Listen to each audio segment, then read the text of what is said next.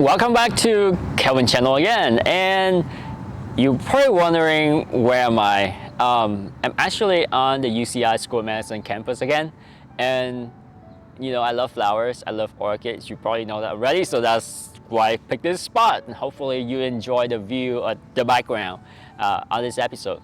So the topic for today is marijuana. Okay, weed, right? Is it good? Is it bad? It's already legal. So does that mean that it's actually good for you and maybe it does no harm because it's legal? And those questions actually I encounter quite often in my field. And believe it or not, there are complications from marijuana that I would discuss today. So first off, marijuana is legal in many states in the United States, including California. And so you can use it for recreational purposes, although it has been used or extracted to be used in different instances in my field. For example, we actually use the extract for nausea, vomiting, and use it as medication. We also use it for pain when it comes to patients having pain from cancer, for example. I'm not gonna say brand names of medication, but you get the idea that actually is applied and used in medications. Now, since it's legalized, we definitely see an increase in the use of marijuana in California that I can speak for, probably in the country as well, especially among young patients. People would think, okay, now it's legal. It's probably they already did so many research on it, and it probably meaning that it's actually not doing any harm for you, and so that's why it's popular now. Not true. That is definitely not true. Let me break it down. So marijuana, when you actually do a little extraction of marijuana, you can split it into two different substances. One is called THC. The other one is the CBD oil. So THC is the component that will give you the high. CBD oil, on the other hand, is known to have the anti-inflammatory effect.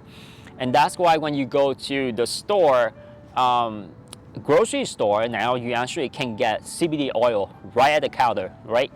And you can apply it for when you have arthritis, when you have joint pain, you apply on your skin. Some people drop it in their mouth.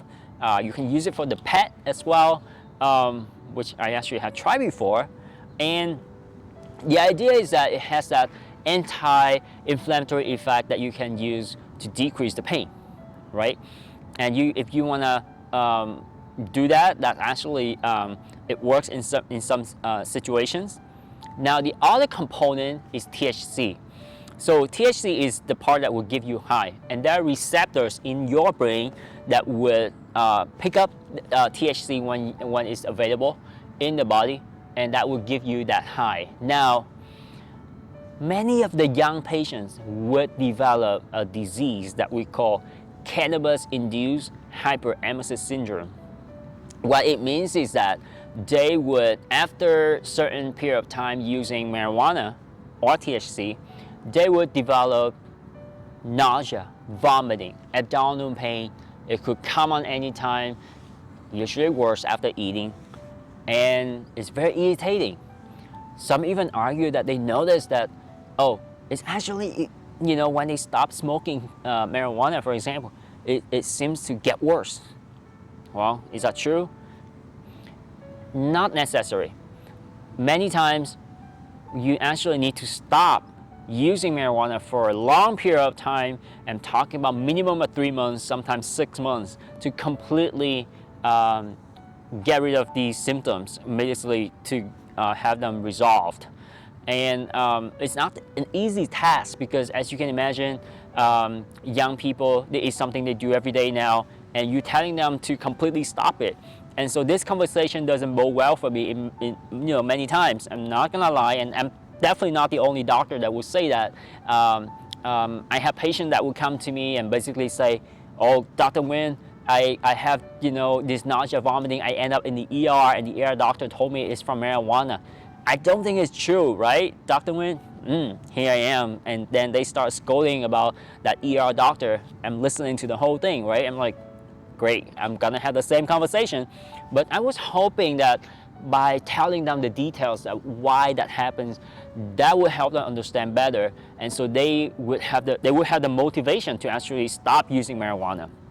So why would you have nausea, vomiting, abdominal pain, aka cannabis-induced hyperemesis syndrome, right?